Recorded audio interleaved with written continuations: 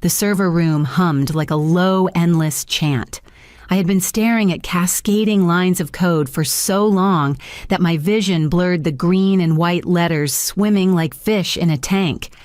16 hours of keeping Zerdex alive through the worst ransomware attack we'd ever faced, 16 hours of redirecting firewalls, deploying counter scripts, and holding our digital fortress against faceless predators. Go home, I had told my team, my voice hoarse. Sleep, eat. I'll watch the secondary probes. They hesitated, but I waved them off. I'd always been the last one standing. The warmth of the server room and the steady pulse of the machines lulled me. My head dipped forward against my folded arms. A moment that's all I needed, just a moment to breathe. The sharp click of a shoe against the metal floor snapped me awake. Jonas Krell stood in the doorway, his usual polite smile plastered on. His eyes, though, carried a gleam I didn't like. "Rough night, Marla," he said, tilting his head. "Long night," I murmured, rubbing my temple. "System stable for now." He gave a slow nod and walked away without another word. I didn't think much of it until 10 minutes later the door slammed open again. Tyler Reese strode in his expensive loafers, tapping like gunshots against the floor. His jaw was tight, his voice even tighter. "Marla Quinn," he snapped. "You're sleeping on the job." I straightened in my chair, the weight of exhaustion still pressing on my shoulders. "Tyler, I've been here since yesterday. The system is clean. Zenith Shield is holding. I don't care." He cut me off, waving his phone in the air. "Jonas sent me proof. You were asleep. My father entrusted you with our security, and you can't even stay awake." The words stung more than I expected. Not because they were unfair, though they were, but because I realized how quickly loyalty can evaporate in a place like this. "You're fired," Tyler said final as a slammed vault. "Security will escort you out." I rose slowly, forcing my hands to remain steady as I logged out of the console. On my way out, I disabled my key access to Zenith Shield. They wanted me gone. They would have to learn what gone really meant. I walked past Jonas in the hallway. He offered a sympathetic shrug, but the curl at the corner of his mouth betrayed him. By the time I reached the parking lot, the chill night air felt cleaner than any filtered server room ever could. And somewhere deep inside me, a quiet switch, flipped ready for what would come next. The morning after my dismissal, I returned to the office only to clear my desk. Walking through the hallways felt different now, like the walls themselves were whispering. People glanced up from their screens, some with sympathy, some with relief, and some pretending I was invisible. Jonas appeared before I could reach my office, his expression carefully composed into something resembling pity. "Marla," he said softly, lowering his voice, like we were sharing a secret. I tried to convince Tyler not to go through with it. I told him you saved us last night. You're the reason Zerdex is still standing. I nodded, holding his gaze, trying to measure the weight of his words. I knew Jonas well enough to recognize the performance. He thrived on other people's exits. I appreciate that I said simply and stepped past him to finish what I came for. Inside my office, I moved deliberately each item into a box. The framed photo of my niece, the small cactus that somehow thrived under fluorescent lights. The thumb drive lanyard I'd worn like armor. When I reached my workstation, I opened the Zenith Shield admin panel one last time. My fingers danced across the keyboard, removing my key access, leaving behind a system that could function only at surface level without me. By the time I powered down, my presence was gone from their network as if I'd never existed. From the hallway, I caught Jonas's voice through the cracked boardroom door. "You made the right call, Tyler," he said, smooth and confident. "She's talented, but sloppy. Fell asleep in the middle of an incident. I'll rebuild security from scratch properly this time." A hollow laugh from Tyler followed, and then the door shut. I walked out of the building carrying my box, the weight of it lighter than the weight I'd been carrying inside for years. The sky outside was overcast, but the air was sharp and cool. By the time I reached my car, I had already made a silent promise to myself. If they thought the system could survive without me, they were about to learn what they had thrown away. 2 days after I carried that box out of Zerdex, the calls started coming. Not to me, but within their own walls. I heard about it from a friend in engineering who couldn't help herself. "Jonas is sweating," she whispered over a secure chat. "Zenith Shield won't enter deep detection mode. He keeps blaming your code." I could picture it clearly. Jonas standing in front of the operations display, barking at junior engineers to reroute firewalls and reboot processes that didn't need rebooting. Tyler hovering nearby, impatient and restless, waiting for magic to happen. Zenith Shield wasn't just software. It was a living system I had designed from the ground up. It required a sequence of layered authentications, a choreography of trust that only I knew. The deep detection mode was my crown jewel. It scanned for threats invisible to standard tools, but it would not and could not be forced awake by someone who didn't understand its language. By the third day, the internal whispers reached a low hum. Only she knew how it really worked, one engineer said in the break room. Without her key and her protocol, it's just sleeping. Jonas's response was predictable. He called emergency meetings, raising his voice, tossing around terms he didn't fully grasp. Over-engineered, he declared to the board. She built a labyrinth instead of a shield. We're better off rewriting the system from scratch. But rewriting would take months they didn't have. And already small probes from the same attackers we'd repelled began to ping the edges of the network. The system would hold for now, but without its full capability, every hour was a gamble. I sat in a quiet cafe downtown, sipping black coffee, watching the live security telemetry on my private console. I wasn't logged into their system. I had my own shadow monitoring in place. Every flicker of activity, every unauthorized change Jonas made flowed into my screen like a private confession. When the first irregularity appeared, a failed attempt to force a manual override on Zenith Shield's dormant protocols, I felt a calm, cold clarity settle over me. They had removed the Guardian, and now the walls were already beginning to shake. I closed my laptop, left a tip on the counter, and walked into the crisp morning air, knowing the next move was mine. The morning I decided to activate Titanfall, the city was just waking up. From the same cafe where I had been quietly monitoring their slow unraveling, I opened a secure terminal that only I knew existed. Titanfall wasn't just a backup system, it was my insurance policy, a hidden fail-safe I had designed for one purpose: to protect Zerdex when leadership failed to. Lines of encrypted code flickered across my screen as Titanfall linked to the outermost layers of the company's network. I didn't touch Zenith Shield directly. Jonas had full control there, or so he believed, but Titanfall could see everything from the shadows. Within minutes, the private telemetry confirmed my suspicions: attempted overrides, failed deep detection triggers, and unauthorized file copies. Jonas was fumbling in the dark, throwing switches he didn't understand. Tyler's voice carried through an open conference mic on the feed. I tapped. "Why isn't it working?" he snapped. "Her code is overly complicated," Jonas stammered. "I just need more time to..." I leaned back in my chair and let the hum of the cafe drown out their panic. Time was the one thing they didn't have. Probes were starting to spike again from the same IP clusters that had launched the first attack. Without full system defenses, Zerdex was a banquet waiting to be served. I composed an email to Gareth Reese, the man who had built the company from a small consultancy into a tech giant, and the only person whose respect I had ever truly cared about. There, Gareth, I didn't sabotage anything. I simply no longer give access to those who ignored how it was built.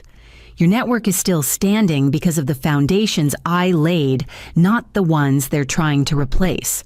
I attached a brief audit summary from Titanfall, enough to show I had eyes on the situation, but not enough for them to use without me.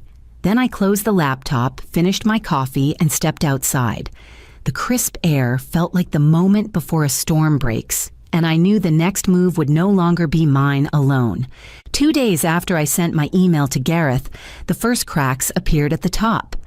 A quiet message from an old ally in compliance gave me the view I needed. The board had been summoned for an emergency session. I didn't need to be in the room to know exactly how it would unfold. Jonas would arrive with a presentation full of excuses. He would say the problem wasn't his leadership, it was my over-engineered software. He would pitch the board on replacing Zenith Shield entirely with a patchwork of third-party tools, promising faster results and simpler code. And that's exactly what he did. Later, I watched the muted recording that my contact discreetly sent. Jonas gestured wildly at a slide full of arrows and graphs that didn't mean what he thought they meant. Tyler nodded along, trying to appear decisive, but the tension in the room was thick enough to cut. "Your alternative doesn't handle live threats," one director finally said, leaning forward. "It's been 3 days and the system still can't enter deep detection. Our perimeter is blind in half the network. You promised us security, not vulnerability." Jonas stammered, then redirected blame like it was second nature. "Marla built a maze. I'm untangling it. Once we start fresh, we'll be in better shape than ever." Silence followed, heavy and cold.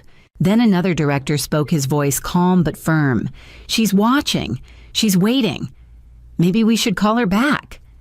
In the corner of the video, Tyler's jaw tightened. Pride and fear collided across his face. I could almost feel him resisting the words that every person at that table already knew to be true. I closed the recording and leaned back in my chair, the faint hum of the cafe blending with the city outside. Their pride was cracking. My absence had become louder than my presence ever was. By that evening, I received the message I had been expecting, a private request from Gareth Reese himself to meet quietly off the record. The first message from inside Zertix arrived just past midnight. I was reviewing Titanfall logs when a secure ping popped up on my private channel. "Jonas is using your old code, but doesn't know how to trigger the layered protocols." I stared at the line for a moment, a quiet satisfaction settling in my chest. The system I built was more than firewalls and scanners. It was a living puzzle. Anyone who tried to bypass its logic without the right sequence would only trip alarms they couldn't hear. The messages kept coming in short bursts. "He's blaming you in meetings again. Engineers are frustrated he makes us run cycles that do nothing." By morning, another report reached me. This one forwarded anonymously. Jonas had been terminated from his previous company for claiming credit for someone else's work. I remembered reading that rumor years ago, but never confirmed it. Now, watching him flounder in my shadow, it felt less like rumor and more like a pattern, finally repeating itself. I pictured him in that glass-walled boardroom, sweating under the weight of his own arrogance. Tyler would be pacing, trying to appear in control, but his inexperience was showing. Every failed attempt to force Zenith Shield to comply was a mirror reflecting their decision back at them. They had thrown out the one person who could save them. The junior engineer messaged again later that day. He's getting desperate. Tried to bypass the security key entirely. Locked the system twice. We're on thin ice. I closed the chat and let the information sink in. Jonas was unraveling, and with each misstep, he was handing me the leverage I didn't even need to ask for. By the end of that week, my phone buzzed with a number I had been expecting the CEO himself, finally ready to speak without his son or his crumbling proxy in the room. When Gareth's number lit up my phone, I already knew what he was going to ask. His voice carried the weight of someone who had spent days juggling pride and panic. "Marla," he said, skipping any pleasantries, "I need your help. No one else needs to know, not yet." I let the silence stretch just long enough for him to feel it.